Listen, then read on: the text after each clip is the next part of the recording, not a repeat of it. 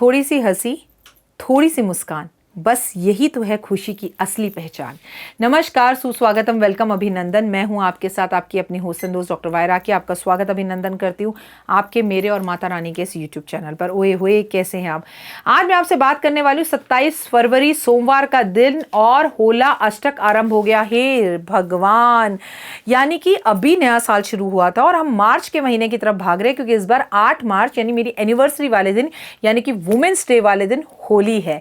तो इस बार जितने भी वुमेन्स डे के प्रोग्राम होंगे, या तो लोगों को होली से पहले बनाने होंगे या होली के बाद बनाने होंगे, क्योंकि उस दिन तो हम जमकर होली खेलने वाले हैं। और अगर आप मेरे यूट्यूब परिवार का हिस्सा हैं तो आपको पता है कि हमें तो जमकर होली खेलनी है। फिलहाल हम अपने कार्यक्रम की शुरुआत करें। सबसे पहले बिलीव इन कर्मा।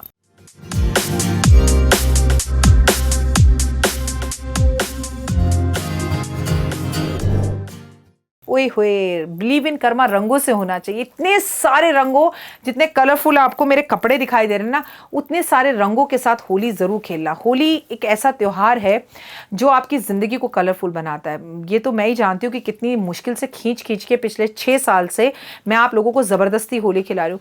नहीं तो राखी जी, मेरे बाल, मेरी स्किन, मेरा ये मेरा वो। होली पता है ऐसी खेली मैंने पिछली बार कि मेरे पतिदेव के पैर में, सॉरी, हाथ में फ्रैक्चर हो गया, बट फिर भी हम होली खेलते रहे। जो होता है, जैसा होता है, अच्छे के लिए होता है। बस आप अपनी सोच को पॉजिटिव रखिए। जहां भी भगवान ने किया, हो सकता है सुरेश जी घर में रहते तो उनको इससे ज्यादा और बड़ा नुकसान हो जाता, तो भगवान ने एक छोटा सा हाथ में फ्रैक्चर देकर उनको किसी बड़ी मुसीबत से बचाया। तो थिंक पॉजिटिव। आप सोचते हैं कि पिछली बार सुरेश जी के साथ ऐसे होगा तो शायद डॉक्टर वायरा की इस बार होली नहीं खेलेगी। ना ना ना ना ना ना ना, गलत सोचते हैं आप। मैं तो बहुत जमकर होली खेलने वाली हूँ।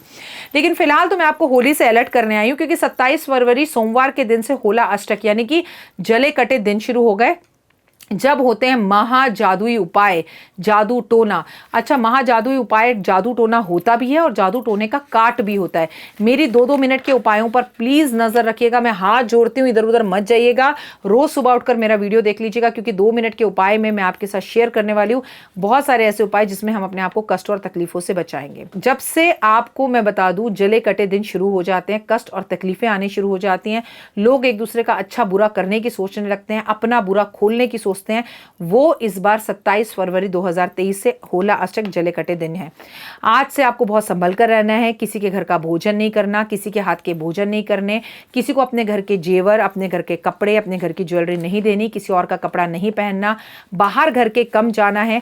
खासकर अगर आप प्रेग्नेंट वुमेन हैं तो चौराहा पार करते वक्त 10 बार सोचें, और हो सके तो अपने साथ हमेशा, चाहे आप प्रेग्नेंट हैं या नहीं हैं, आपके बच्चे भी घर से बाहर जा रहे हैं, तो छोटी सी सिल्वर फाइल के अंदर, मतलब छोटे से किसी कागज के अंदर अपने घर के सभी लोगों के साथ हींग रखकर बाहर बेचें तो बहुत अच्छा रहेगा। अपने घर में नियमित रूप से नमक का पोछा लगवाएं और अपने घर में लोबान और गूगल जरूर लगाते रहें। कोई भी शुभ काम ना करना हो तो बिल्कुल ना करें अगर करना हो, क्योंकि होला अष्टक में कोई शुभ कार्य नहीं होता, सब शुभ काम बंद हो जाते हैं।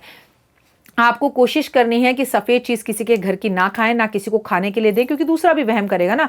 बाहर कपड़े सुखाने से बचना होगा। आजकल आपको जब भी नहाना है, पानी में थोड़ा नींबू डालकर स्नान करेंगे तो भी आप कष्ट और तकलीफों से बच जाएंगे।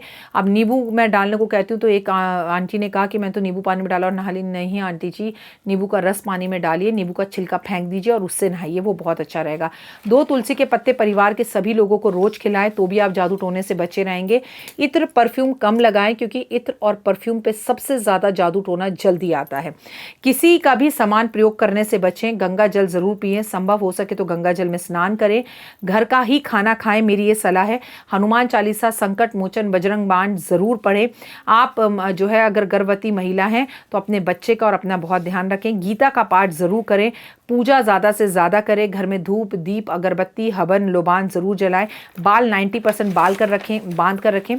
अगर आप उन 5 दिनों में से गुजर रहे हैं, आपको पीरियड्स हो रहे हैं और आप अनमैरिड हैं, तो अपने विस्पर को इधर उधर ना फेंके, अखबार में लपेट कर फेंके, नहीं तो कुछ ऐसा हो सकता है कि आपकी गोद बंध सकती है। आपको बहुत ज्यादा जरूरी है कि आप अपने बालों को जब भी फेंके उसमें थोड़ा सा थूक के और उसके बाद बाल फेंके, तो आपके ऊपर कोई जादू टोना नहीं होगा। हनुमान जी के नियमित रूप से दर्शन, सूरज को जल देना, किसी की चप्पल ना पहने, किसी को अपनी चप्पल ना दे, शिव शंकर पर जल नियमित रूप से चढ़ाएं और राधा रानी का नाम लेते रहें। जब जब आप बाहर जाएं राधा रानी का नाम लें तो आप इन जले कटे दिनों से बच सकते हैं। लोग इन 8 दिनों के अंदर सबसे ज़्यादा जादू टोना करते हैं, सबसे ज़्यादा लोग बीमार पड़ते हैं, सबसे ज़्यादा लोगों के घर में कलेश होते हैं, सबसे ज़्यादा लोगों को नुकसान होता है, सबसे ज़्यादा लोगों को रोना आता है, मुसीबतें आती हैं।